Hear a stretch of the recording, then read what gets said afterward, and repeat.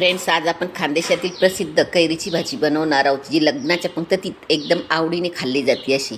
तर त्यासाठी अर्धा किलो कैऱ्या घेतलेल्या आहे आणि या पद्धतीने अशा आपण त्याच्या मोठ्या मोठ्या फोडी करून घ्यायच्या. आणि नंतर मग कढईमध्ये पाणी ठेवून थोडीशी गाळणी ठेवायची त्याच्यावरती आणि गाळणीमध्ये 2 ते 5 मिनटं आपल्याला वाफवून घ्यायचे.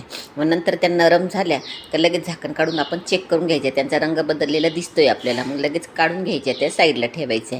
आणि मग त्याच कढईत आपण पाणी टाकून नंतर तेल टाकायचे. आपल्याला चमच्याभर तेल टाकायचं आहे, त्याच्यात मग आपल्याला मोहरीची फोडणी द्यायची आणि कढीपत्ता टाकायचा आहे, जिरे टाकायचे, बडीशोप टाकायची आणि मस्त आपलं थोडंसं हिंग, लाल तिखट हे टाकून घ्यायचं आहे तेलामध्येच. आणि नंतर म्हणजे कैरीच्या फोडी आपण वाफवून ठेवलेल्या आहेत त्या त्याच्यात टाकून घ्यायच्या आहे आणि मिक्स करून घ्यायचं आहे. नंतर त्याच्यात अर्धी वाटी गुळ आणि अर्धी वाटी साखर टाकायची. वाटी मी छोटी घेतलेली अर्धा किलो कैऱ्यांसाठी आणि मिक्स करायचे. 2 मिनटं चांगलं आपल्याला हे झाकून ठेवून मस्त वाफवू द्यायचे. तशी मस्त रेडी झाली आपली कैरीची भाजी. तर नक्की ट्राय करून बघा. आवडल्यास रेसिपी शेअर